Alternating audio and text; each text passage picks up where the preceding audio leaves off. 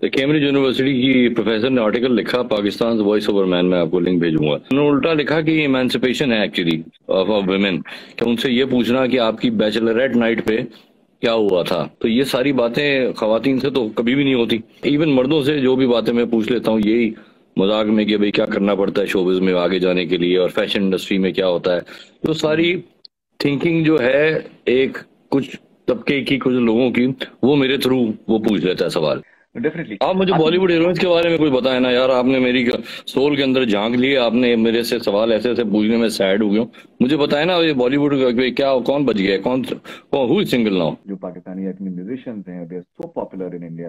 Even drama artist जो हैं बहुत बहुत पॉपुलर हैं। तो ये आपको लगता है कि दैट ये इस तरीके के जो इख्तिलाफात होते हैं तो उसमें इंटरटेनमेंट को और आर्ट्स को उससे थोड़ा सा परे रखना चाहिए? लॉयल्टी दिखाने की क्या यही चीज रह गई है arts and culture and music, कि आप उनके साथ काम ना करें। आप ये करेंगे तो ऐसा हो जाएगा, ये करें वो करें। जो भी कबीर खान साहब के साथ हुआ, हमारे फवाद मायरा वगैरह के साथ हुआ, इज वेरी अनफॉर्चुनेट। मैंने देखा अरिजीत ने दुबई में कॉन्सर्ट में कहा कि भाई मेरे को घंटा भर नहीं पड़ता, और उन्होंने एक बड़ी प्रो बात की ऐसे करके। तो आई विश सब लोग थोड़ा निडर हो जाएं, फेयरलेस हो जाएं, जिस तरह वॉइस ओवर मैन है।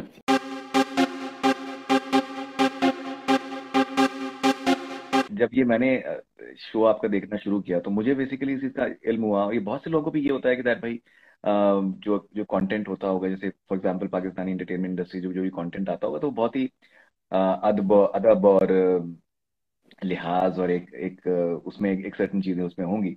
लेकिन जो बेबाकी इसमें है और बहुत बार जो आई थिंक जिस तरीके से इवन जो आपके गेस्ट आपके जिस तरीके से रिस्पॉन्ड करते हैं, वो उसके अंदर एक जो एक एलिमेंट ऑफ इरेवरेंस है, वो उससे बहुत सी चीजें पता चलती हैं। और कि that you know that may be in a way how free they can be and how unconcern they can be about hmm. कौन क्या कह रहा है, क्या सोच रहा है। तो बहुत से नोशंस उससे ब्रेक होते हैं। इसके बारे में इल्म है आपको? जी जी, एक कैम्ब्रिज यूनिवर्सिटी की प्रोफेसर ने आर्टिकल लिखा, पाकिस्तान वॉइस ओवर मैन, मैं आपको लिंक भेजूंगा। उन्होंने ऐसी ऐसी बातें उठाई कि ये इसलिए चलता है शो क्योंकि ये सवाल अदर देन दी एडल्ट कॉन्वर्सेशंस, कि ये ऐसे पूछे नहीं गए कभी किसी से, और वो भी अपने रियल सेल्फ में आ जाते हैं। काफी लोग जवाब भी जब दे देते हैं तो ये हम्म। है। उन्होंने उल्टा लिखा कि इमेंसिपेशन है एक्चुअली ऑफ वुमेन, कि उनसे ये पूछना कि आपकी बैचलरेट नाइट पे क्या हुआ था, या आपको बिल्स रह गए हैं वो मुझे पे करने पड़ गए। तो ये सारी बातें खवातीन से तो कभी भी नहीं होती। टीवी पे तो ऑब्वियसली रिस्ट्रिक्शन है, वैसे भी नहीं होती। या इवन मर्दों से जो भी बातें मैं पूछ लेता हूँ यही मजाक में कि भाई क्या करना पड़ता है शोबिज में आगे जाने के लिए, और फैशन इंडस्ट्री में क्या होता है। तो सारी थिंकिंग जो है एक कुछ तबके की, कुछ लोगों की, वो मेरे थ्रू वो पूछ लेता है सवाल। एक मॉडल से पूछा मैंने, बड़ी मशहूर मॉडल है आमना इलियास, यहाँ की टॉप मॉडल। उन्हें मैंने कहा ये फैशन शो में जब लड़कियां आती हैं स्टेज पे तो ये वापस पीछे क्यों चली जाती है, मतलब उन्हें चाहिए ना कि आके बैठ के गेस्टों के साथ गोल गोल में बैठे। तो एक मेरे दोस्त ने कहा कि ये जो कचरा सोच है ना, ये तुम्हारे कैरेक्टर के थ्रू उनको वहां तक पहुंच जाती है, कि कुछ लोग वाकई शायद सोचते हैं कि भाई ये सब कुछ है। But to answer your question, yes I think because of the off beat line of questioning, और just just silliness of this all, कि ये ऐसे सवाल कौन पूछ सकता है किसी से जिसका ना सर ना पैर ना लॉजिक, बट उसका कुछ हिडन लॉजिक जरूर होता है। हर सवाल का नहीं, कुछ कुछ सवालों का। डेफिनेटली। आप मुझे आपकी बॉलीवुड हीरोइंस के बारे में कुछ बताएं ना यार। आपने मेरी सोल के अंदर झांक लिए, आपने मेरे से सवाल ऐसे ऐसे पूछने में सैड हो गया हूं। मुझे बताएं ना, ये बॉलीवुड का क्या, कौन बच गया है, कौन हु इज सिंगल नाउ। अच्छा, नहीं, मैं आपको बताऊंगा। मेरे मेरे सवालों को आप थोड़ा सा और आपने जो बोला उससे उससे मुझे एक और सवाल आ रहा है। चले पूछ आपकी ले, नजर लेकिन में एंड में आप आप मुझे एंड में जी इंट्रो करा देंगे ना मुझे हीरोइन से। जी जी, बिल्कुल बिल्कुल, डेफिनेटली। आपकी नजर में इंटरटेनमेंट की क्या क्या अहमियत है? बिकॉज हम एक ऐसी दुनिया में हैं जहाँ पर बहुत सारे आई थिंक मसले मसाइल हैं, तशद्दुद है, और बहुत I think may be people take take themselves way too seriously. They don't realize कि ये सब सारा खेल एक दिन खत्म हो जाने वाला है। तो इतना जो है अपने अपने को सीरियसली लेना और इतना ज्यादा जिंदगी को एक मसला बना के रखना जो है, इसका कोई पॉइंट प्राइमरीली नहीं है। तो आपकी नजर में हम्म। इंटरटेनमेंट की क्या अहमियत? दरअसल में अगर वो जो मेरा भाई फिल्में बनाता है, ये हम्म। जब सिनेमा जो स्केप है ना, जो आप भी बॉलीवुड बहुत की, ये एक बिल्कुल ही आउटर बॉडी एक्सपीरियंस है मेरे हिसाब से। वहां जाके आप भूल जाते हैं कि आज पॉलिटिक्स में क्या हुआ, आज किन मुल्कों की लड़ाई हो रही है, या इवन आज आपके रिश्तेदारों से कौन सी आपकी लड़ाई है, किससे बनती है किससे नहीं बनती। क्योंकि हम्म। आप वहाँ अंधेरे एक बड़े रूम में बंद होते हैं और आप ग्लूड होते हैं टू द स्क्रीन, स्पेशली अगर फिल्म अच्छी हो। तो एंटरटेनमेंट का, सिनेमा का तो ये एक एस्पेक्ट है, पहलू है ये, कि वो आपको एक कंप्लीट स्केप देता है फ्रॉम ऑल द झंझटे इन द वर्ल्ड। और हम्म। ओवरऑल एंटरटेनमेंट का ये सीन है कि बहुत दुनिया अजीब हो गई है।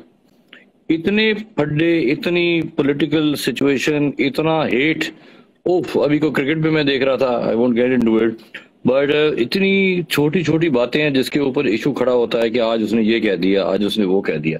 तो मैं कह रहा हूँ कि हम फिल्में भी इसलिए ही बनती हैं कि आप अपनी नॉर्मल लाइफ को छोड़ के उसके अंदर आए और भूल जाएं सारी चीजें।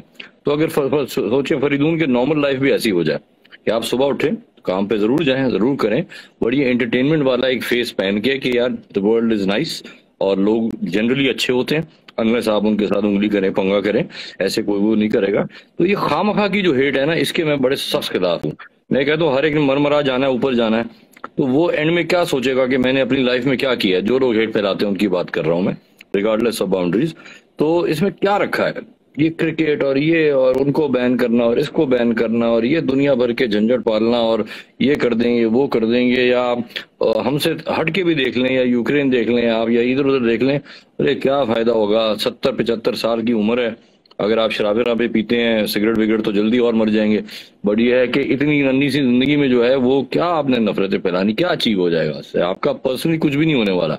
आपके मरने के बाद लोग बुरा ही बोलेंगे आपको कि ये वो फितना था जिसने ये बात कही थी।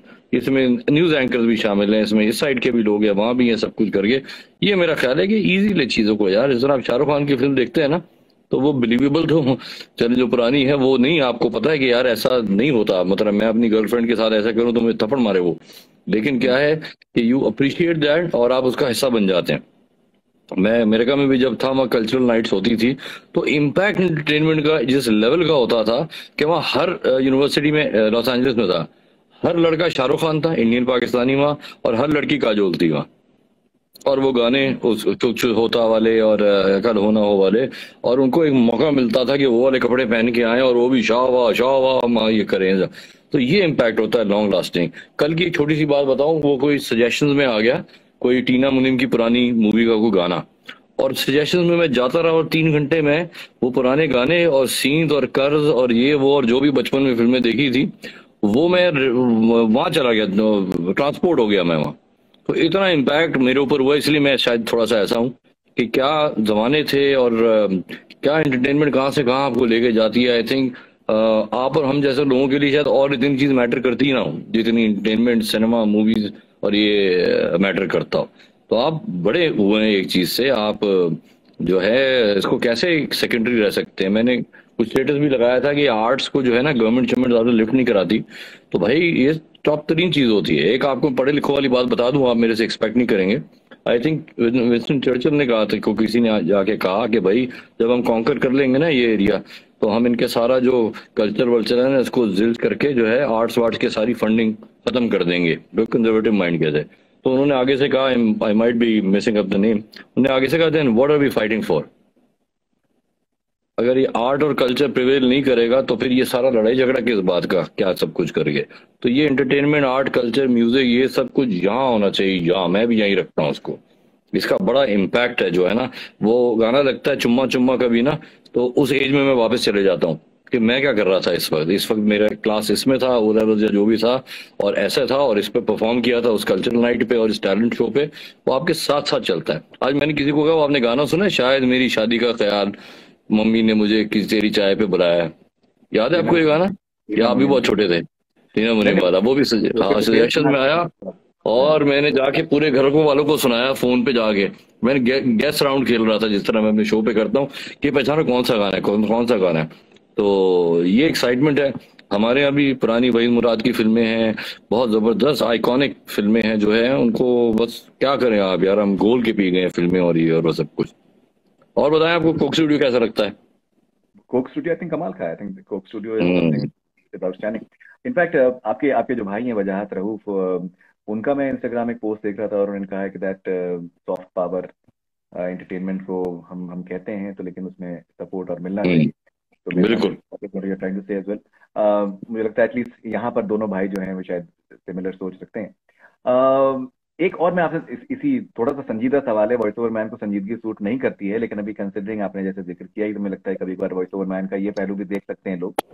जैसे जैसे फवाद हैं, माहिरा हैं, और जिस तरीके से उनको उनको लेके रेजिस्टेंस हुई, और उसके बाद फिर बॉलीवुड में पाकिस्तानी आर्टिस्ट को एक तरीके से मतलब एक एक्सेप्टेंस मिलना बंद हो गई। कबीर खान इनफैक्ट पाकिस्तान गए, वहां पर एयरपोर्ट पे जिस तरीके से उनको उनको रोकने की बदतमीजी हुई। बदतमीजी हुई।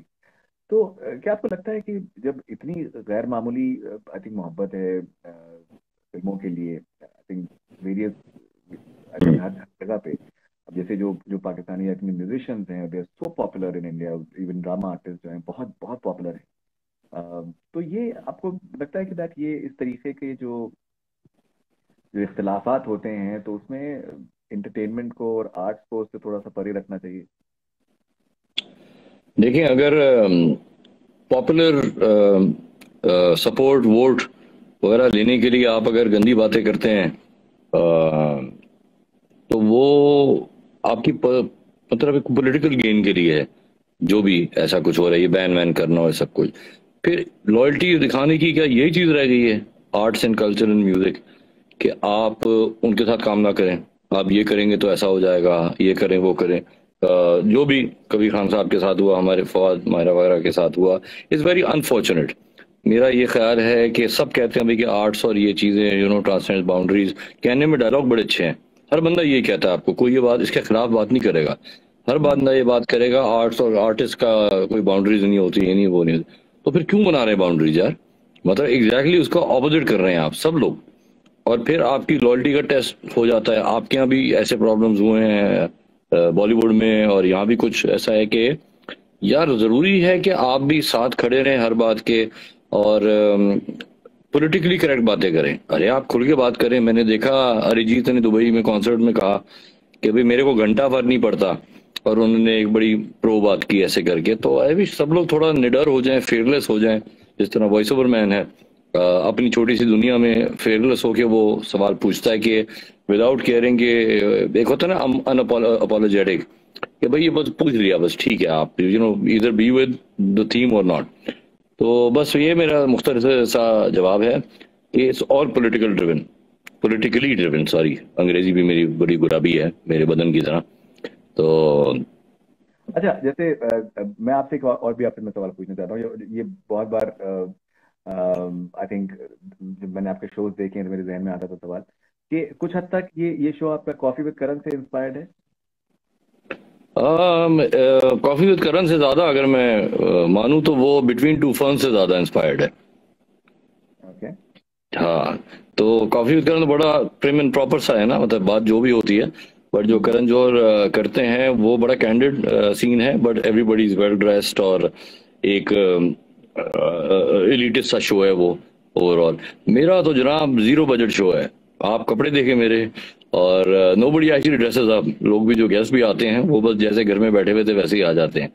तो ऐसा कुछ है कि मेरे ख्याल में उससे सिमिलैरिटी से ज्यादा उससे है, बिटवीन टू फर्न से, जो बड़ा अच्छा मुझे शो लगा था। और बोरात बड़ा जबरदस्त कैरेक्टर मुझे अच्छा लगता है। ये इंस्पिरेशन है कुछ, होपफुली अपनी ओरिजिनलिटी तो लेके आता है वॉइस ओवर मैन अपने सवाल जवाब में। पर ये एक दो शोज हैं जो मुझे बड़े पसंद और इंस्पायर करते हैं, क्योंकि ये भी बड़े फेयरलेस लोग हैं दोनों। एक वो जैक, और उनका लास्ट नेम मैं प्रोनाउंस नहीं कर सकता, और साशा बैरन जो है आपके बोराट। ये दोनों इनके आप शोज देखें, जो लाइन ऑफ इंटरव्यू है, लाइन ऑफ क्वेश्चनिंग है। तो मैं भी छोटा सा बच्चा हूं उनका, अभी बड़ा हो रहा हूँ। मेरी अब दाढ़ी मुझ पे ना जाए, मेरी एज बड़ी कम है असल में। तो उसी रास्ते पे ऐसा कुछ है करने को। बट आई थिंक इसी का स्टेप फॉरवर्ड ये होगा कि आप फिल्म या किसी चीज में ऐसी चीजों को चैलेंज करें, उस चीज के बारे में बात करें जिसके बारे में बात नहीं होती है। मैंने बहुत से एपिसोड आपके देखे जैसे मैंने जिक्र किया। so एक एपिसोड आपका आपकी बेगम के साथ में भी है, जो कि आप आई थिंक आपके प्रोडक्शन में भी शामिल रहती हैं और एग्जीक्यूटिव प्रोड्यूसर रहती हैं आपके। वो बजात की बेगम है। जी। तो जो कमेंट्स मैंने पढ़े तो उसमें बहुत से कमेंट्स ये थे कि दैट मे बी ये इस एपिसोड में हल्का हाथ सबसे रखा ज्यादा है। शरीफाना एपिसोड है। दरअसल में मैं आपको सीक्रेट बताता हूँ, क्योंकि और तो कुछ सुन रहा नहीं है। वो बड़ी डाढ़ी औरत है। डाढ़ी समझते हैं ना आप? वो सोटी लेके मारती है जो है ना। तो उसके साथ मैं नहीं पूछ सकता था कोई उल्टा सीधा सवाल, इसलिए बिहेव करना पड़ता। और मुझे नहीं, वो उसका बड़ा बड़ा टैका है उसका बाकी लोगों पे भी। उसके सामने ना थोड़ा सा रहा होता है। आ ना जाए कहीं, मुझे डर मुझे लग रहा है मुझे अब। मुझे मुझे तो ये अंदाजा हुआ नहीं कि बहुत ही ग्रेसफुल और डिग्निफाइड मुझे तो लगी वो। हम्म। बहुत ही मुझे ग्रेसफुल और डिग्निफाइड है वो, जब सोटियों से मारती है ना, और ज्यादा ग्रेसफुल लगती है वो। चलिए। तो एक एक वॉइस एक, ऑफ एक man, interview voice over man ने बजात रूप का किया, वो जरूर देखिएगा। मैं डेफिनेटली मैं देखूंगा। हाँ, तो उसमें एक जिक्र बहुत ऐसा हुआ था कि बीवियों से मतलब है, उसने कहा भी आपकी वो वर्ड नहीं यूज करता मैं, हालत खराब होती है। तो कह रहे किसकी नहीं होती भाई, कोई एक मर्द बता दे मुझे दुनिया में जिसकी नहीं होती हालत खराब।